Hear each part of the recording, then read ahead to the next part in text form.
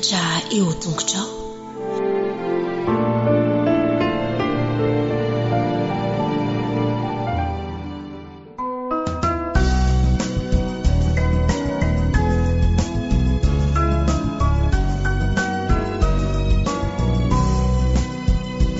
Emisaotranao Jeso malalo Tsatrizao fotoana mamizao Ianaranay antongotrao Izahay izay mpianatrao Ko ambitenenare Jeso malalo Izahay iaino tsaranao Ka irate niavy aminao Itoetsabetsaka ao am-ponay ao Ko ambitenenare Jeso malalo Izahay iaino tsaranao Ka irate niavy aminao Itoetsabetsaka ao am-ponay ao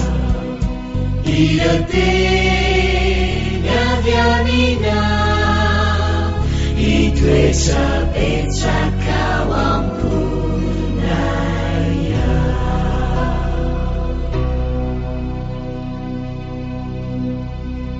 Tonga eo amin'ny fitoerana fotoana amaranana ny lesona faharoa isika izao. Nafinaritra ny lesona nandretritra ny volana eny ary andeha ary isika ifampiarahaba amin'ny alalan'ilay hira araka ny mahazatra dia toiza faranantsika ho vitintsika ny lesona. Mahalala an'izany ve ny ankizy kely? Mahay zareo andao ary ifampiarahaba isa roa telo.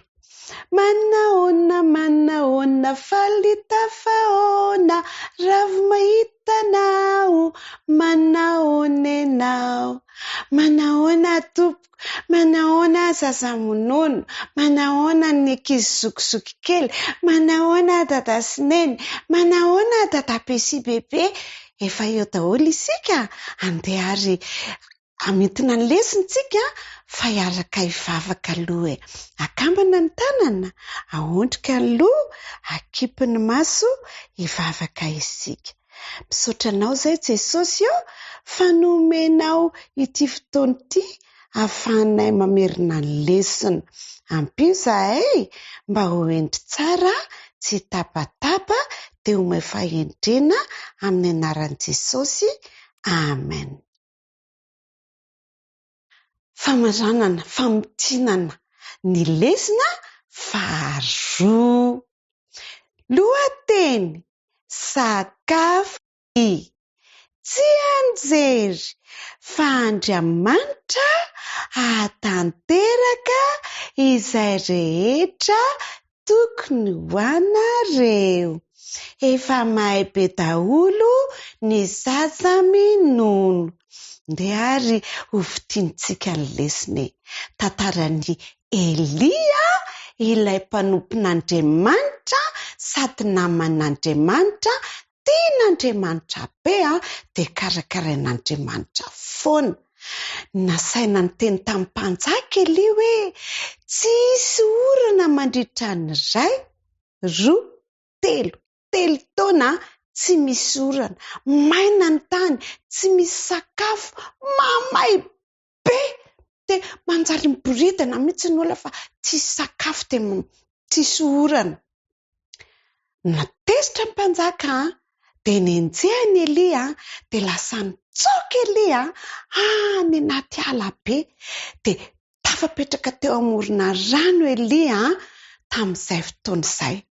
Fa efa lany ny sakafo netiny noana izy dia sotro an'ilay rano izy dia natory izy dia inona ny zavan'izay na ny ranon'Andriamanitra vorona nitondra sakafo mofo ho azy. Isaky ny maraina dia isaky ny hariva tonga foana ilay vorona manome sakafo ho an'ny Elia. tiany Elia ny Andriamanitra karakarainy foana ny Elia na dia any tany lavitra ary omeny rano dia omeny sakafo. Tsara fanampy Andriamanitra rakizy eo, tsara fanahy izy. Tahaka izany ihany koa ny antsika rehefa matoky amin'Andriamanitra koa tsika tahaka ny Elia, rehefa mivavaka amin'Andriamanitra foana tsika, rehefa mihaino feony isika dia karakarainy, omeny sakafo, omeny dada sy neny, omeny izay zavatra rehetra ilaintsika. Ny karakaran'ny Elia Andriamanitra dia mikarakara antsika ihany koa. Mahafinaritra Andriamanitra, tena tsara Andriamanitra. Andeha tsika ary atoky an'Andriamanitra, andeha hivavaka amin'Andriamanitra dia ho endry tsara, dia ho mpankatoa, ho mpiaino tsara, tsy zaza matitra. Mino aho fa hanatanteraka an'izany ny ankizy rehetra. Takizay izany lesontsika nandritra ny volan'iny. Amin'ny heriny izany efa lesona vaovao indray. Andeha ary hivavaka isika satria nahazo lesona tsara be, dia hifanao veloma rehefa avy eo. Akambana ny tanana, ahondrika ny loha, akipy ny maso. Misaotra anao izay Jesosy eo fa nomenao lesona nafinaritra. Fantatray fa Andriamanitra tsara ianao, Andriamanitra tianay, Andriamanitra mikarakara anay, manome sakafo, manome izay rehetra ilainay. Ampio izay Jesosy eo mba hahaino anao ihany koa. Amin'ny anaranao no angatanay vavaka. Amen.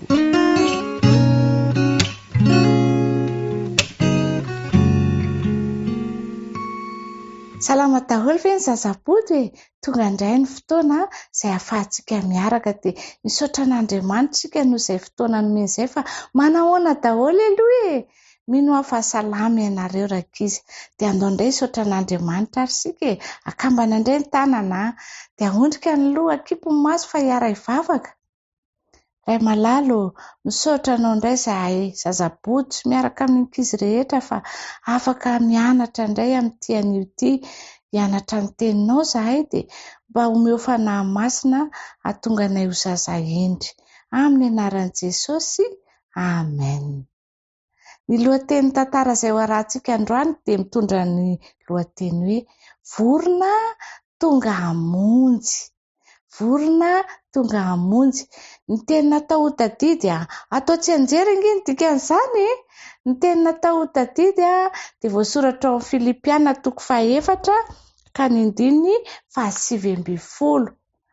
Dia izao mivaky n'ilay teny, vakitsika amin'ny anaran'i Jesosy aloha, fa Andriamanitra ahatanteraka izay tokony ho anareo. Andao aloha ataontsika tsy anjera indray hoe fa Andriamanitra ahatanteraka izay tokony ho anareo. Bravo!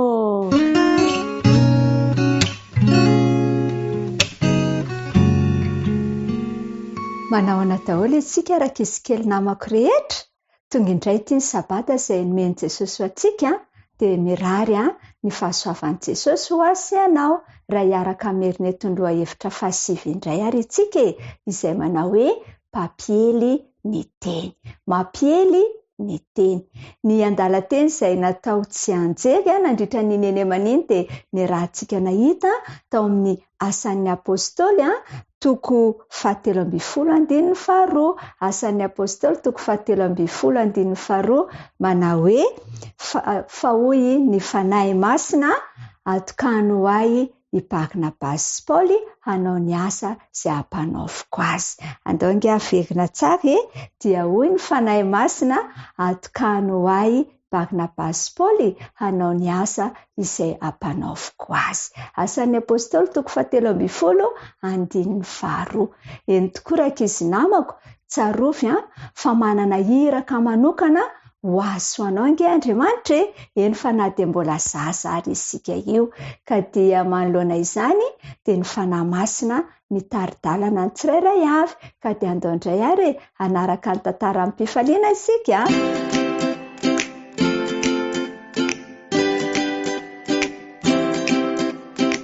Efa nanao dia lavitra ve ianao? Ahoana ny fomba nandehananao tamin'izany?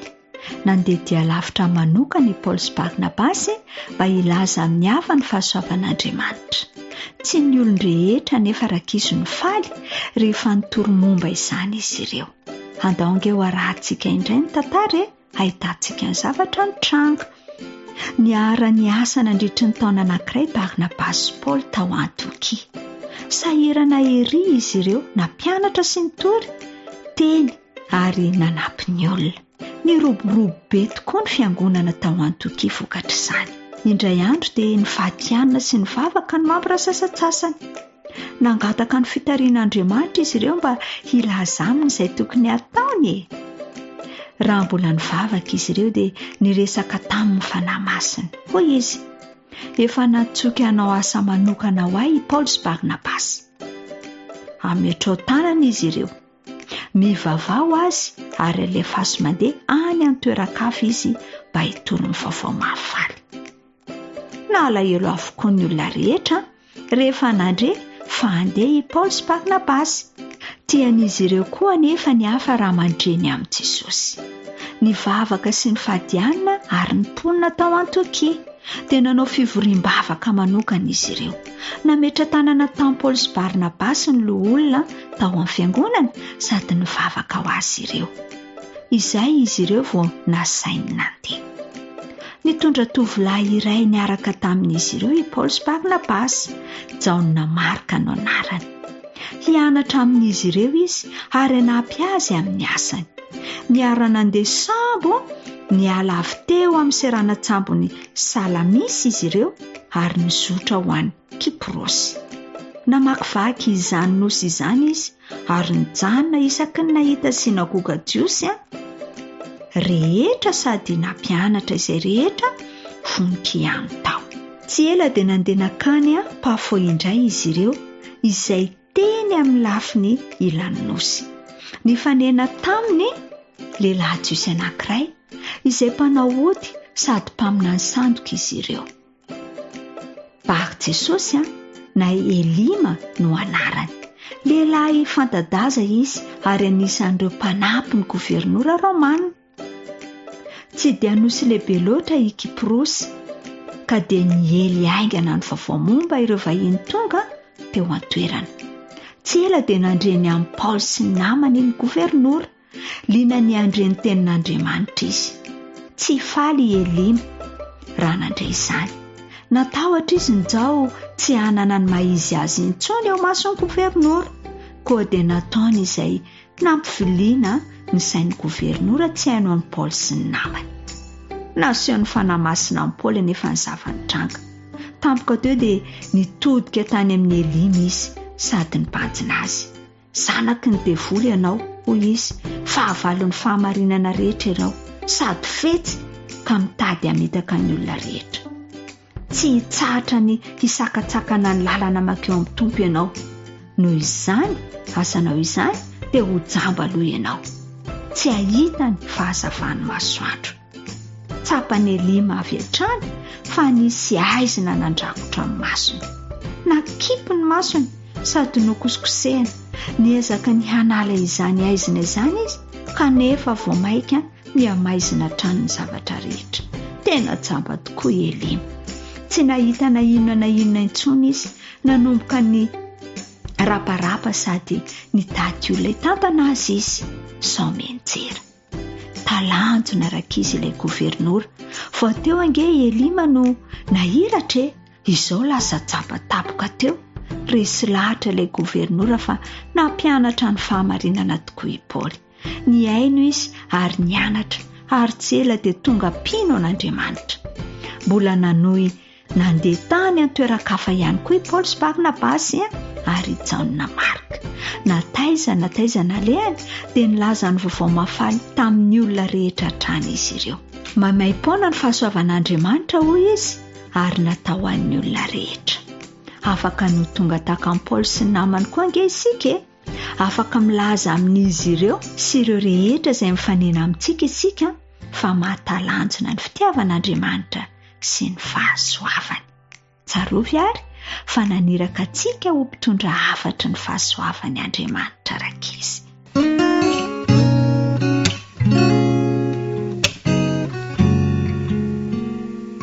miarahaba tanora zandry indray ary iaraka amitina ny lesona ny anarana andritra ny herinandro indray tsika lesona fahasivy ary andao miaraka mamerintsika fa haitsika tsara le izy andao asiana fandaminana ny tsenjerintsika kanefa ao ka ny zavatra rehetra atao amin'ny famendrehana sy ny filaminana. Korintianina voalohany toko 4:10 andininy 4:10. Inandray ara ny hitantsika efa fantatsika fa efa tafavoaka ny Egipta zany zao ny zanak'Israely. Mosesy nitarika azy ireo ary ao anatin'ireo zanak'Israely be da be ireo dia misy manana olana foana ao. Rehefa nipetraka isan-tokony izy ireo dia lasa misy fotoana misy milahatra be mankany amin'ny Mosesy fa manina mitady vahaolana izy dia lasa milahatra be zany, lasa misy fikorontanana zany ao anatin'ny toby miandry ny toro na ny anjara izay andalovany eo Mosesy mba hanehoany an'ireo olana isan-karazany, na olana madinika io na olana lehibe io dia hoentiny eo amin'ny Mosesy eo avokoa. Rehefa tonga teo amin'ny Mosesy ny rafozany, izany hoe hijetro, dia tonga teo ihany koa ny vady aman-janany, dia hitany jetro fa sahirany Mosesy. Sahirana izy ao anatin'ny fandaminana, tsy niteny izy aloha. Fa rehefa aveo izy rehefa tonga ny hariva dia hozy izy hoe fa ina ary izao ataonao izao ry Mosesy? Nampianariny hanao fandaminana tsaratsara kokoa sy milamina i Mosesy. Reraka hozy izy ary mampiakatra ny stress mihitsy angambany. Reraka ary tsy ho todinao hiampitany ho tonga any amin'ny tany Kanana ireo vahoaka ireo, fa manaova fandaminana. Nalamina, nasiana fe, arivo, 100, 50, 10 mba hitsara ny zanak'Israely ary rehefa misy olana lehibe ihany vao entiny eo Mosesy. Dia naraha Mosesy moa izay dia nilamina ny toe-javatra rehetra. Nafinaritra fa nandray torohevitra tokoa i Mosesy. Andriamanitra mihitsy no nandefa ny rafozany mba hanome torohevitra ho amin'ny Mosesy. Dia ohatran'izany ihany koa Andriamanitra mbola manome torohevitra antsika mba hanao asa feno filaminana, mba miara-miasa tsara amin'ny olona ary tsy hoe hanao asa milamina ihany fa isika koa dia natsoin'Andriamanitra mba hanaraka fandaminana. Misy foana ny mpitarika, misy foana ny napetraka ife sy handamina, dia ny anjarantsika indrindra ao anatin'izao fahatanorana izao dia ny manaraka fandaminana, satria hozy izy ny hafatra izay nampitanantsika hoe mampianatra antsika mba hanompo azy amin'ny fomba milamina Andriamanitra. Lesona izay nianarantsika nandritry ny herinandro izany tao anatin'izay tantaran'i Mosesy sy ny fandaminana izay dia nanampy antsika izany hahafantatra fa hoe manompo an'Andriamanitra amin'ny fomba mirindra isika rehefa manaraka fandaminana. Tian'Andriamanitra ho tsapantsika koa anatin'ny lesona fa Andriamanitra dia Andriamanitra ny filaminana. Ary nantsony isika hifidy ny hianatra hatrany ny fomba tsara indrindra hoety manompo. Mino fa nandray fanapahan-kevitra indray isika hanao zavatra milamina ao anatin'ny fanompona ary indrindra koa hanaraka fandaminana. Izay indray ary ny lesona izay nianarantsika nandritry ny herinandro dia mirary soantsika tanora zandry indray. Mandra-piona.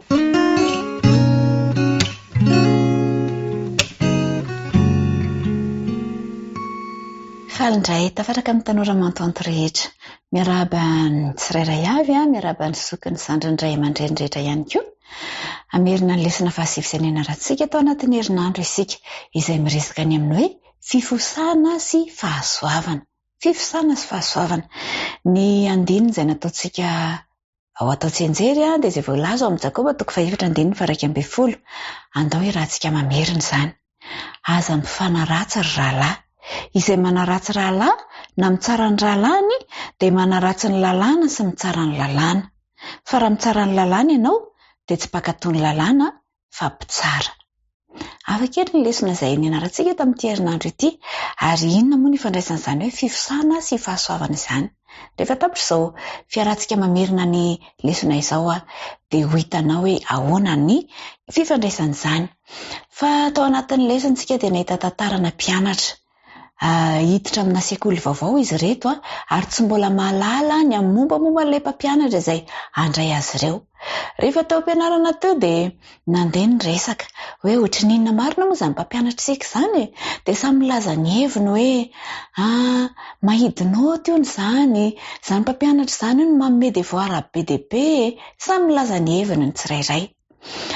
Dia rehefa tapitra ny 12 minitra izay niresahana teo dia nisy anankiray nitsangana ka nilaza hoe andao ary hotohizantsika ny fampianarana androany. Gaga ny rehetra ka ilay mpampianatra efa niaraka tamin'izy rehetra teo ary naheno ny resaka izy rehetra teo. Sao ny tadidio amin'ny toerana rehetra izay alehantsika, amin'ny fotoana rehetra dia tadidio fa manatrika anao eo Andriamanitra ary maheno ny resaka izay ataonao. Raha miresaka tsika hoe fifosana dia firesahana olona izany, tsy hoe mason'ilay olona firesahana momba azy, mety zavatra ratsy momba azy, tsy hoe mason'ilay olona ary manimba ireny zavatra ireny. Ary izay indrindra no nampianarin'i Jakoba hoe aza manaratsy ny rahalahy. Ianao izany zanak'Andriamanitra ianao, natao ianao mba hanaraka ny ohatra izay napetraka Kristy dia aoka ho tena ho izay tokoa ianao. Ny fiainan'i Kristy no aoka ho arahanao. Aneo alemem-panahy ianao, hitsikitsiky mandrakariva amin'ny hafa ianao ary manatsotra sandry mba hifandraisana amin'ny hafa. Ny tenin'i Kristy dia teny feno fahasoavana mandrakariva ary toy izany ihany koa no tokony ho tenintsika. Tadidio fa ny teny dia tena mandratra ny hafa. Ny teny ratsy ataontsika amin'ny hafa dia mandratra ny hafa izy ireny ary ratra tsy hita maso kanefa ratra any am-po mihitsy no ratrain'izy ireny. Ary mety efa niarana izany ianao, mety efa nanjoanao ny ratra vokatry ny tenin'ny hafa dia aza manao izay andratra ny hafa kosa ary amin'izao sisa izao. Amin'ny tambajotra serasera, amin'ny fiainantsika andavanandro dia be ny teny mandratra izay atao amin'ny olona tsy fantatra akory. Mety tsy fantatrao momba anazy dia nefa ianao mitsaratsara azy sy manao teny marary momba an'izany olona izany. Tsy akasitran'Andriamanitra izany fa ny teninao dia aoka ho mamy sira, aoka ho feno fahasoavana mandrakariva ny teny izay aloka ny vavanao. Aoka ianao pampahery ny hafa, aoka ianao hanome fijery miabo ho an'ny manodidina anao, aoka ianao feno tsikitsiky, feno fifandraisana tsara amin'ny hafa fa tsy sanatria ianao no pitarika fifosana na fanombana ny hafa. Ry tanora mantonto namako hanao fiekana vaovao indray isika. Mety hoe misy ny olona be resaka sy tia mifosa manodidina anao kanefa ialao moramora izy ireny ary ampafantaro azy fa tsy tsara izany. Dia ianao no fitaratra eo amin'ny manodidina anao ka ianao dia olona pampahery ny hafa, olona ho tia ny hafa, olona toan'i Kristy ianao dia ho teny feno fahasoavana ny teninao manomboka izao. Dia mirary soa sy fampiarana tsara re ho antsika tsirairay avy. Veloma dia manaraka indray.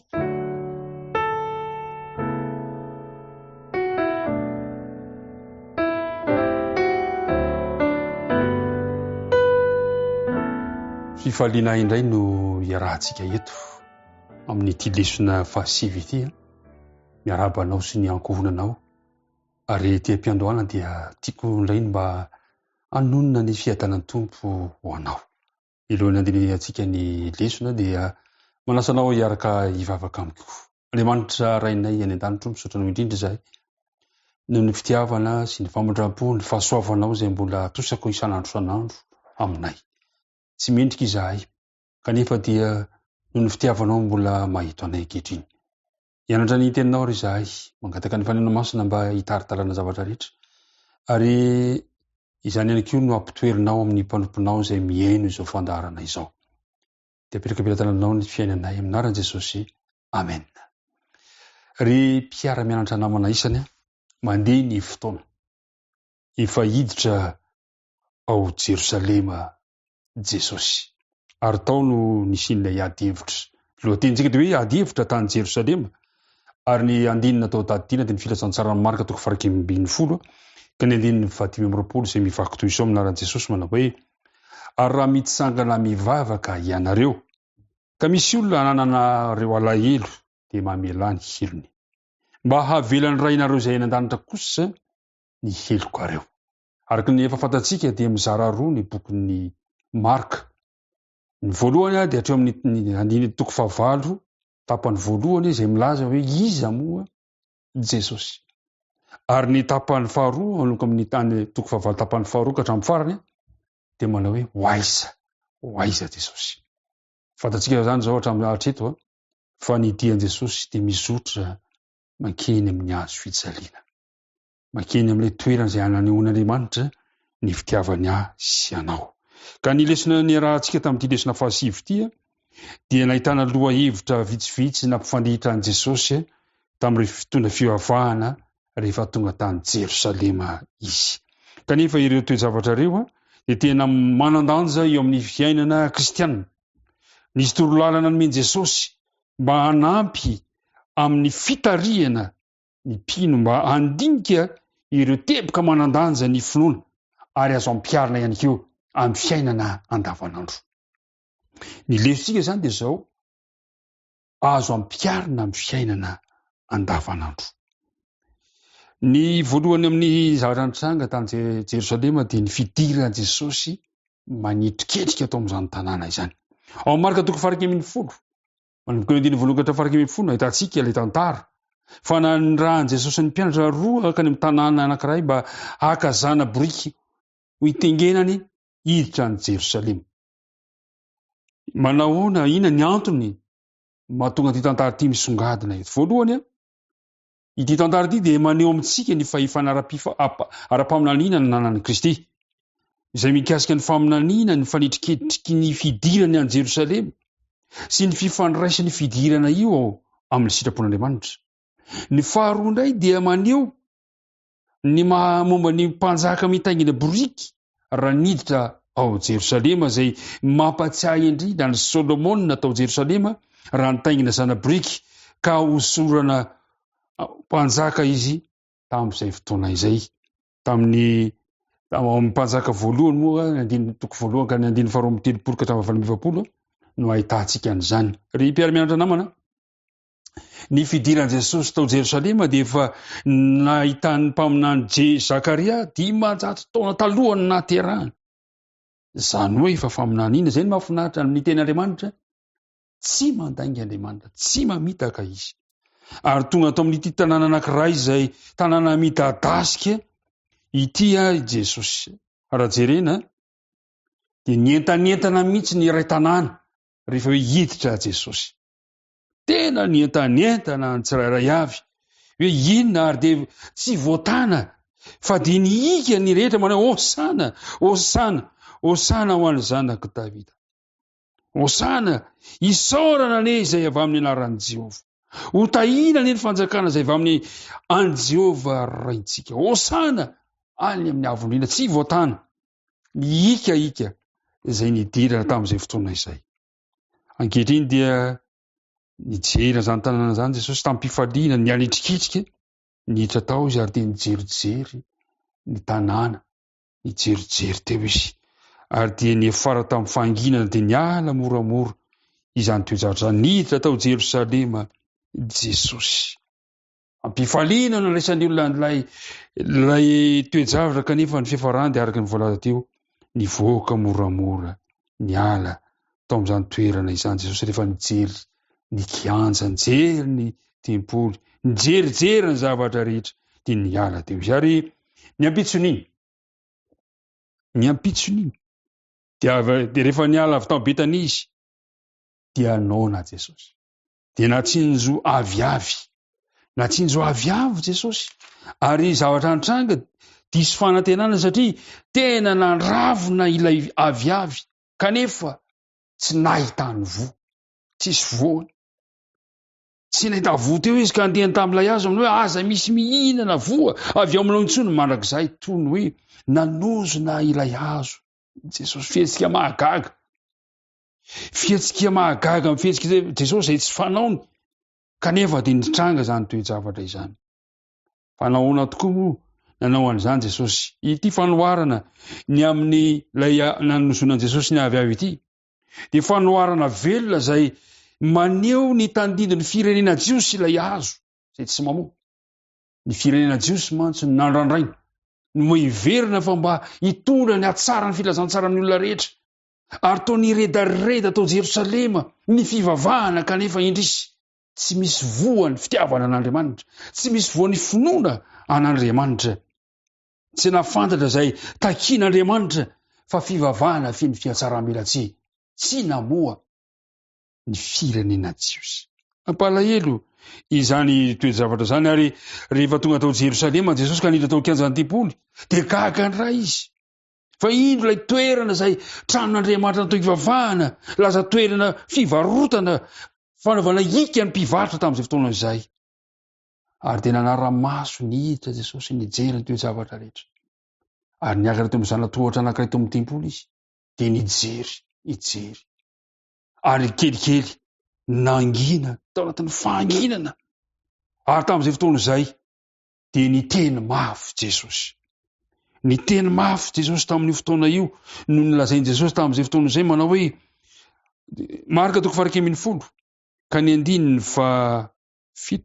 17 manao hoe dia nampianatra izy tamin'ny hoe tsy voasoratra hoe fa ny tranoko atao hoe trano fivavahana ho an'ny olona rehetra fa ianareo kosa nanao azy ho zohy fieren'ny jiolahy indrisy ry ry mpiara-mianatra namako mampalahelo raha ny trano fiangonana aikay lasa zohy fieren'ny jiolahy tsy tao intsony Andriamanitra ary dia tahaka ny trompetra maneno ny fanenon'ny feon'i Jesosy tamin'ny fotoana io nangina reny fanangorona ny entany nitsoaka niala tao amin'ny kianjan'ny tempoly ry mpiara-mianatra namako izany ingene mba ho tena trano fivavahana ny trano fivavahana zay misy anao fa tsy ho trano fieren'ny jiolahy ary ny ampitsonio dia nany mileso ny famelan-keliko kosa nefa jesosy tamin'izay fotoana izay zao no voalazany ary raha miditsangana mivavaka ianareo ka misy olana nanareo alahelo dia mamela ny helony mba havelan'ny rainareo zay iny an-danitra ny helokareo ry mpiara-mianatra namanisany no dioviny jesosy ilay tempoly satria te onina ao Andriamanitra tsy fantatrareo fa ny tenanareo tempolin'Andriamanitra tianao koa ve mba ho tamana ao Andriamanitra aza fenona zavatra zay mety ampalelo an'Andriamanitra ilay tempoly fa ako toerana ivavahana toerana ahitana ny fisana tany vavaka ahitantsika ny famelan-keloka satria Andriamanitra mba te hamela ihany keo heloko ny tsirairay avy eo amin'ny 7:20 dia zao no voalazany teny ary raha tonga tany Jerosalema indray izy ary nitsangatsanga teo amin'ny kianjan'ny tempoly dia nanatona azy no ampisorona ka nanao tamin'ny sy ny mpanoran-dalàna ary loolona ka nanao tamin'ny hoe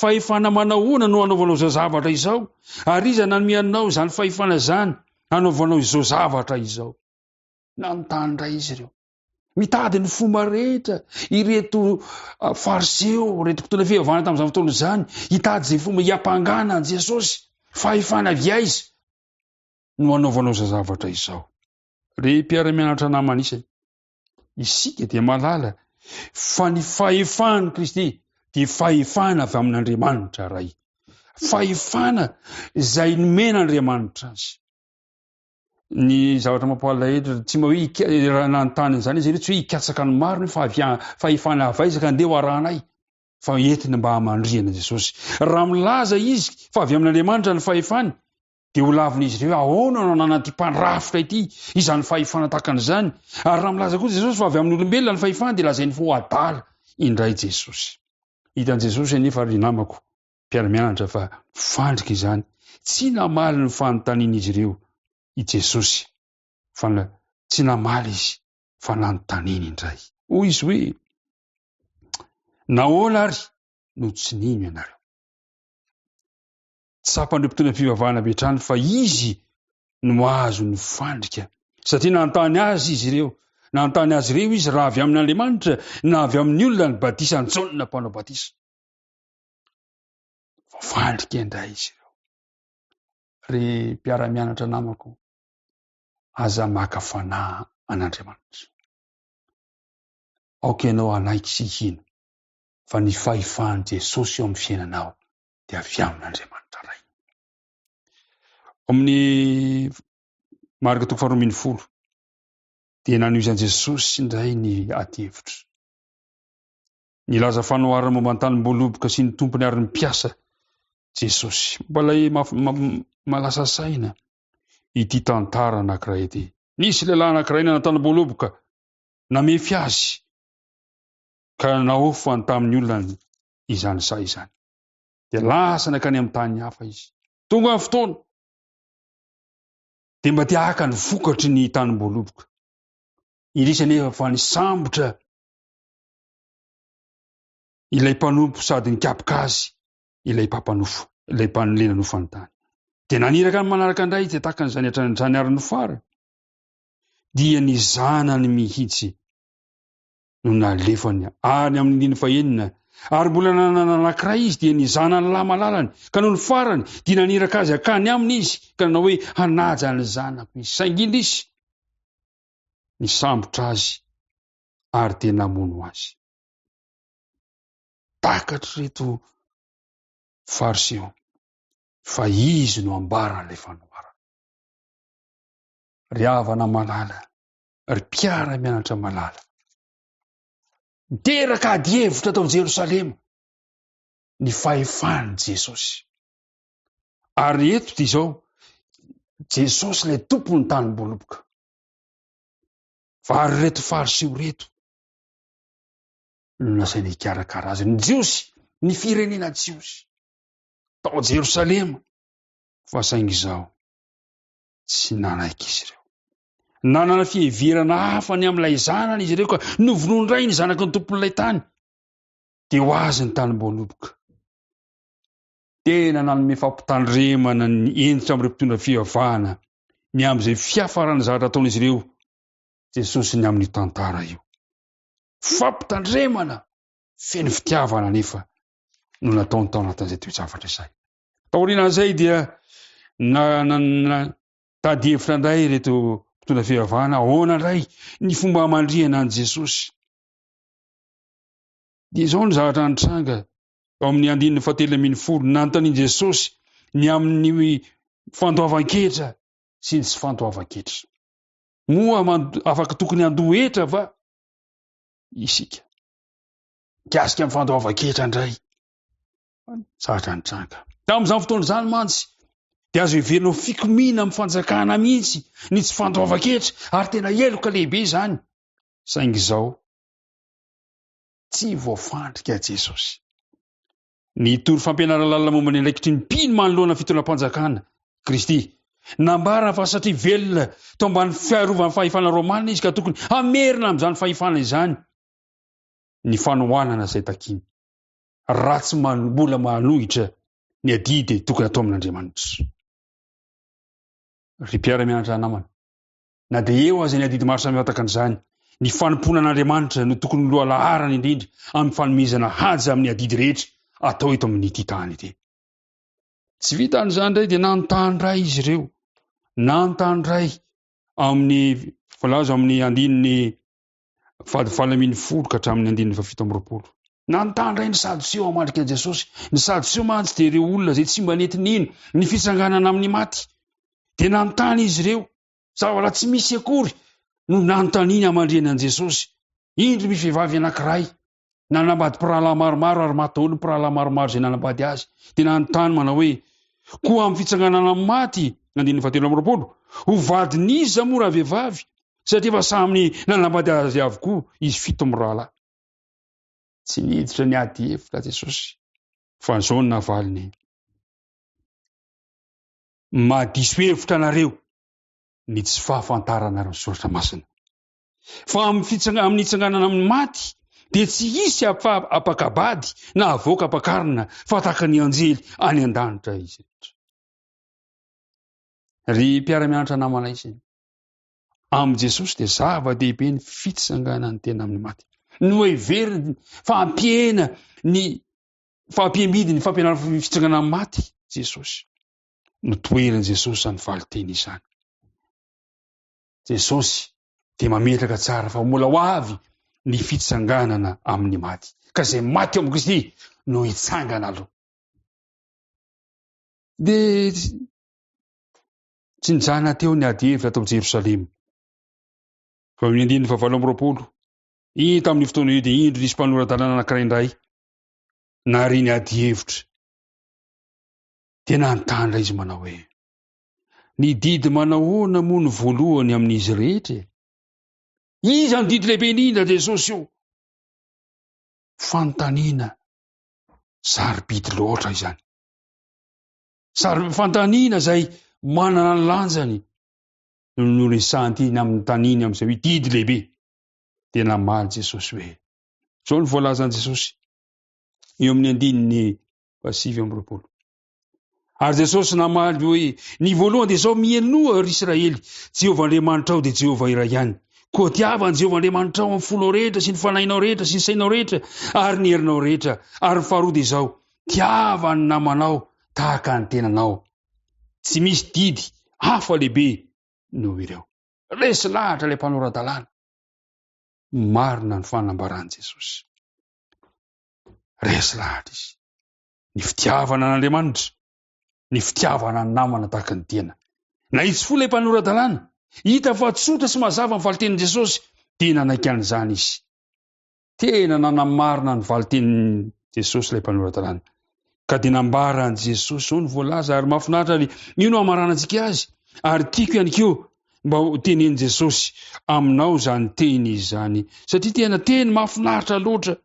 Nambarany tamin'ny fotoana io. Hoy izy hoe, ary raha hitan Jesosy fa namaly tamin'ny mpahendrena izy, dia hoy izy taminy, tsy lavitra ny fanjakan'Andriamanitra ianao. Tsy hoe mbola amin'ny fanjakan'Andriamanitra izy, tsy hoe efa ao ianao, fa tsy lavitra. Ry mpiara-mianatra namana isany iriko, mba tsy ho lavitra ny fanjakan'Andriamanitra koa ianao sy ny ankohonanao. Ka ireo ady hevitra maro samihafa momba ny amin'i Jesosy dia tsy hanozongozona antsika tsy ho akaiky ny fanjakan'Andriamanitra tahaka ny dia mpanoran-dalàna. Tsy hoe lavitra anefa dia tsy midika hoe efa ao anatiny, fa nilain'ilay mpanoran-dalàna ny anaiky ary anaraka an Jesosy amin'ny dingana tsiraray avy eo amin'ny fiainany, satria izy ilay manomana ilay fiainana mandrakizay ho azy. Tompo anie ombanao. Ka amin'ity androany ity dia mba tiako ihany koa mba ho tenenin'Andriamanitra aminao hoe tsy lavitra ny fanjakan'Andriamanitra koa ianao sy ny ankohonanao. Dia mirary fahirezana ho anao indray. Raha sitrapon'Andriamanitra dia mihona indray tsika amin'ny manaraka. Dia andeha hanao fanatitra indray tsika ho fanomanantsika ity sekoly, izay sekoly manana ny maizy azy, tsy manam-paharoty fa sekoly mitarika antsika manao fanatsika amin'ny fiainana mandrakizay. Amen.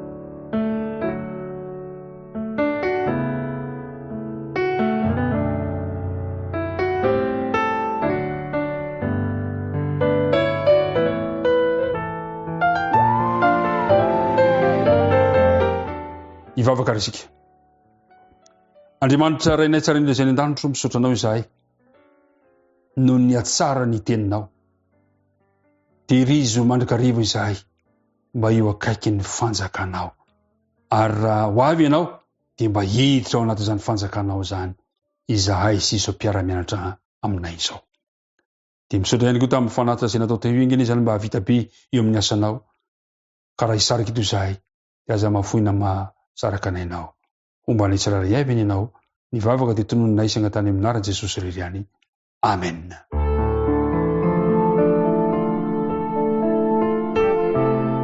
Mianatra eo tongotrao